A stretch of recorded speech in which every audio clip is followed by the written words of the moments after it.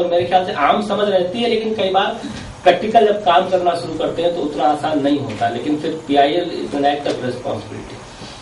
With this I will finish my presentation. Thank you.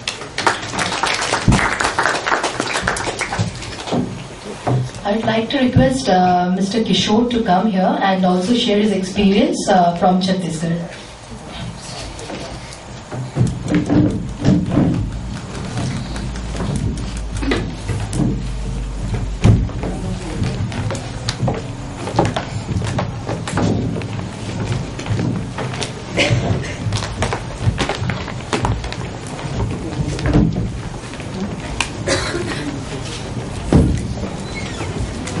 Thank you Saraswati. मेरा नाम किशोर नारायण है। मैं human rights law network Chhattisgarh का एक पार्ट हूँ। मेरे साथी यहाँ एल्बन भी आए हुए हैं और मैं छत्तीसगढ़ में जो रिप्रोडक्टिव राइट्स की जो स्थिति है उसके बारे में आपको बताना चाहूँगा और जो हमने कुछ केस किए हैं उसके बारे में भी आप लोगों को जानकारी देना चाहूँगा। छत्तीसगढ़ में जो रिप्रोडक्टिव राइट्स की स्थिति है वो बहुत ही खराब है। हालांकि ये किसी केस के रूप में सुप्रीम कोर्ट में नहीं आ पाया है, लेकिन बहुत ही खराब स्थिति है। मेरे जो साथियां हैं छत्तीसगढ़ से वो इसके बारे में जानते हैं। छत्तीसगढ़ में जो फैमिली प्लानिंग का ऑपरेशन हो रहा है उसमें इतनी खराब स्थिति है कि एक एक दिन में डॉक्टर जो है 80-90 ऑपरेशन वो करते हैं और ऑपरेशन करने के बाद की जो फैसिलिटी होती है बाहर में वो मतलब ऐसे ही सोए रहते हैं ऑपरेशन के बाद। तो ये सब फोटो वगैरह जो है ये छत्तीसगढ़ में बहुत ज्यादा हाईलाइट हुआ और साथ में इसमें फिर गवर्नमेंट ने एक अपना मतलब पहले तो उनके डॉक्टर थे उनके खिलाफ एक्शन वगैरह लिए थोड़ा बहुत, तो इसी कारण ये कोर्ट वगैरह में केस जा नहीं पाया। लेकिन एक और घटना जो हुई थी जो एक जिसको हम लोग अपने छत्तीसगढ़ में बालोद नेत्रकांड बोलते हैं, इसमें ये हुआ था कि जो मोतियाबिंद होती है उसके ऑपरेशन के लिए वहां पर बालोद का एक डिस्ट्रिक्ट है वहां पर कैंप बुलाया गया था। तो जब मोतियाबिंद का ऑपरेशन किए तो बहुत सारे जो डॉक्टर थे इतनी क्या बोलना चाहिए नेग्लिजेंट थे कि ऑपरेशन होने के बाद कई लोग वहां अंधे हो गए। जो एक आंख का ऑपरेशन होता है मोतियाबिंद में एक साथ दोनों आंखों का ऑपरेशन कर दिए, ताकि एक प्रिकॉशन रहता है कि अगर एक आंख है मतलब एक आंख का करेंगे तो अगर वो खराब हो जाएगा दूसरा दिखेगा, लेकिन साथ में उन्होंने दो आंख का ऑपरेशन एक साथ कर दिए। तो इससे क्या हुआ, करीब मेरे पास उतना फिगर नहीं है लेकिन जो मीडिया रिपोर्ट्स के हिसाब से ये 50-60 जो ऐसे केसेस थे जिसपे लोग पूरी तरह से अंधे हो गए। इसके लिए एक PIL फाइल हुआ था हाई कोर्ट में, तो जो ये पेंडिंग है जिसमें जैसे एज यूजुअल थोड़ा हमारे हाई कोर्ट में PIL में उतना अच्छा रिलीफ का हम लोग गुंजाइश नहीं करते हैं, क्योंकि वहाँ जो PIL का माहौल है और एक सोशल एक्टिविज्म का माहौल है वो अलग दृष्टि से दिखा जाता है कोर्ट के द्वारा। तो अभी वो पेंडिंग है और गवर्नमेंट जो है अपना रिप्लाई फाइल करके बोलते हैं कि हम ये एक्शन ले रहे हैं, डॉक्टर के खिलाफ ये एक्शन ले रहे हैं, ऐसे करके स्टेटस रिपोर्ट फाइल करते रहते हैं। साथ में जो इतना कोर्ट के इंटरवेन के बाद भी ये घटना जो है स्टेरिलाइजेशन का ये अभी भी चलते रहता है और हर 15-20 दिन के बाद न्यूज में आता रहता है कि अभी इस जगह में स्टेरिलाइजेशन का कैंप हुआ और इतने महिलाओं की स्थिति ऐसी थी। पहले कुछ न्यूज़पेपर्स थे जो इनके बारे में नहीं देते थे क्योंकि वो मेनली कॉर्पोरेट ओन्ड न्यूज़पेपर हैं और ये सबको दिखाना नहीं चाहते और गवर्नमेंट के साथ टाई अप रहता है उनका। अभी बाद में रिसेंटली न्यूज़पेपर आया पत्रिका करके, तो उसमें वो डेली आता था कि फोटो के साथ में कि इतने ऑपरेशन हुए और महिलाओं को ऑपरेशन के बाद इस तरह से बाहर में मतलब लिटा देते हैं। कार्ला और केरी गए थे वहां फैक्ट फाइंडिंग करने के लिए, वो उनके पास रिपोर्ट है हमारी टीम के साथ में एक नई केस के बारे में आप लोगों के साथ चर्चा करना चाहूंगा। ये केस ये एक सर्विस मैटर जो होते हैं ट्रांसफर मैटर होता है एम्प्लॉय लोगों का, लेकिन इस पे भी एक रिप्रोडक्टिव राइट्स का एक एंगल था जो आपके बताना चाहूंगा। नॉर्मली जब ट्रांसफर मैटर फाइल होता है मतलब कोर्ट में, तो कोर्ट जो होती है बहुत लिमिटेड तरीके से सोचती है, इवन वकील लोग भी बहुत लिमिटेड तरीके से सोचते हैं कि ट्रांसफर जो होता है किसी एम्प्लॉय का एक जगह से दूसरी जगह, उसको हम इस ग्राउंड पे चैलेंज कर सकते हैं कि ट्रांसफर मेलाफाइड था या फिर ट्रांसफर जो था फ्रीक्वेंट हो गया, इस तरह से। लेकिन हमारे एचआरएन के एडवोकेट रजनी सोरेन जो थे वो इस केस को आर्ग्यू किए और जज ने मतलब देखा कि ये इनका आर्ग्यूमेंट करने का जो तरीका है और वो एक ह्यूमन राइट्स पर्सपेक्टिव से कैसे एक ट्रांसफर केस को वो लेकर के गई। उन्होंने कहा कि ये जो लेडी हैं इनका अभी अभी एक रिसेंटली चाइल्ड बर्थ हुआ है और इनको जो ट्रांसफर हो रहा है दूसरे जगह वो बहुत रिमोट इलाके में है, जंगल से जाना पड़ता है। और हमारे जो मैटरनिटी बेनिफिट एक्ट है उसमें इंटरनल ब्रेक की बात की गई है कि अगर कि कोई लेडी ने रिसेंटली चाइल्ड बर्थ दिया है तो उसको 1 साल या कुछ पीरियड है उसमें 15 मंथ्स तक उनके मतलब उनको गवर्नमेंट जो है एक अच्छा सर्विस कंडीशन प्रोवाइड करेगी, उनका ट्रांसफर नहीं करेगी या जहां वो है वहीं पर स्टे थे। और साथ में उन्होंने रेफर किया आर्टिकल 42 ऑफ द कॉन्स्टिट्यूशन को।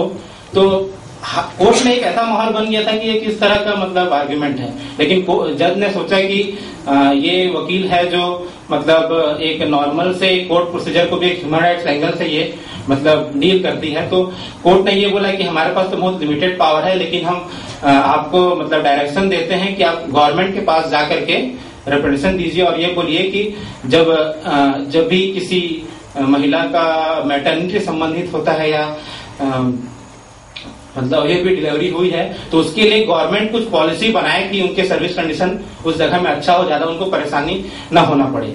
इस तरह से ये करते हुए अभी ये गवर्नमेंट को हम लोग लिखे हैं कि आप अपने पॉलिसी में इस तरह से मॉडिफाई कीजिए कि जो रिसेंटली बर्थ देने वाले जो महिलाएं हैं उनको किसी तरह की सर्विस कंडीशन जो है वो एक अच्छा एटमोस्फेयर मिले काम करने का।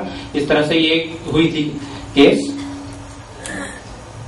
और अभी मैं एडमिट करूंगा कि हम लोग उतना काम नहीं कर पाए हैं और जिस हिसाब से परिस्थितियां हैं इसमें बहुत काम करने की गुंजाइश है और हमारे साथियों के साथ हम लोग जुड़ करके वहां करेंगे अभी। Thank you.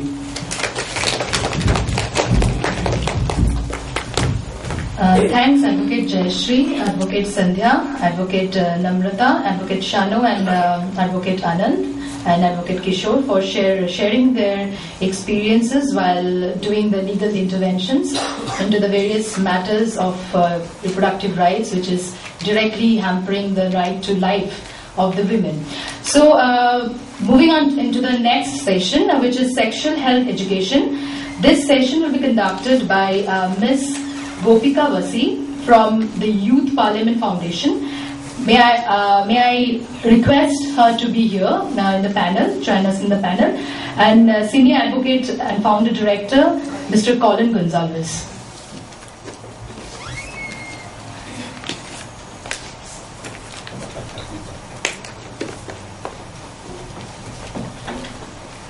And Deepa Nag Chowdhury from the MacArthur Foundation. And also would like to request Ms. Deepa Nag Chaudhary from MacArthur Institution Foundation. Yeah, Ms. Gopika Vasi.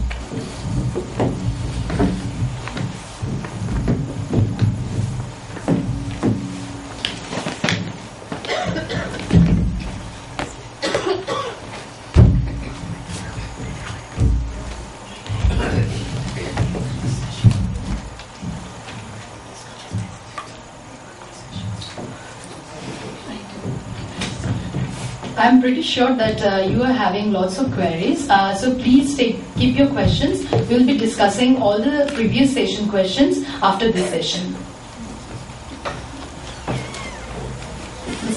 Ms. Vashi, you can start.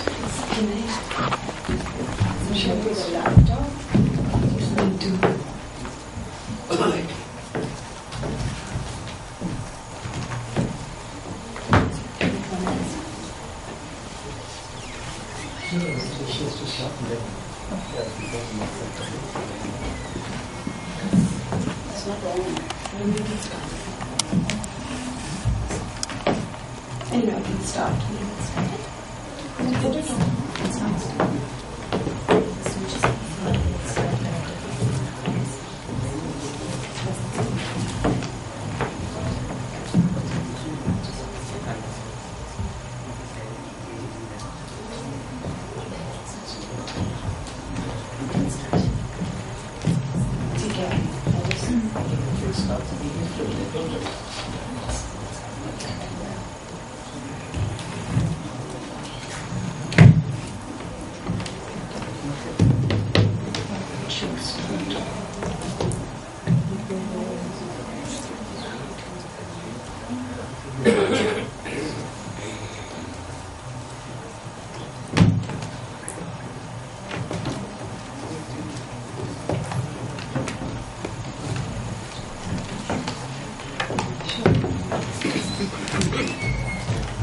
Yeah,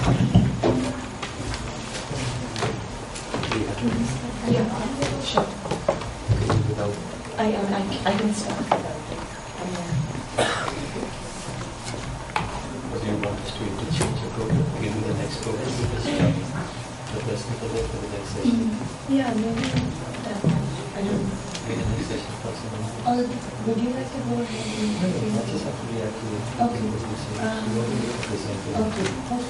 Then maybe my computer I can Change the program now. Make a last try.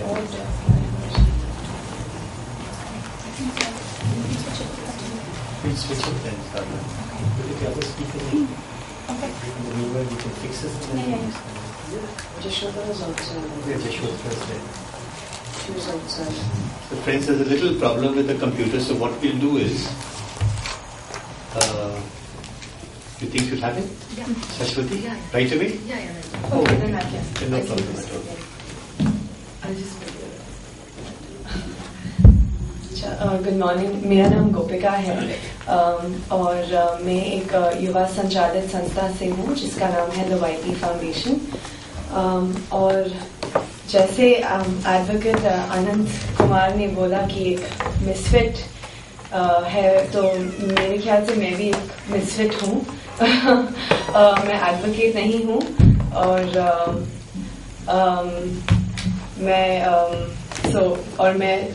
मैं मतलब शुरुआत से भी बोलना चाहूंगी कि मैं law के बारे में बहुत कम जानती हूँ, लेकिन जितना काम हम करते हैं हम उसके अनुभव से हम बात कर सकते हैं। ऑल्सो मैं भी केरल की हूँ, तो अगर मेरा हिंदी थोड़ा खराब है तो अपॉलॉजीज। बट आज एक्चुअली मैं HRLN से बहुत थैंक्स कहना चाहूँगी। मेरा कोलीग इशिता आने वाली थी, but unfortunately she wasn't able to come today, so I am just taking her place and hopefully I can share some experience. मुझे बहुत अच्छा लगा कि हम इस कंसल्टेशन में आने के मौका मिला है, क्योंकि जब हम लोग सेक्सुअल एंड रिप्रोडक्टिव हेल्थ और राइट्स के ऊपर काम करते, तो I think law is a very important part and something that we don't really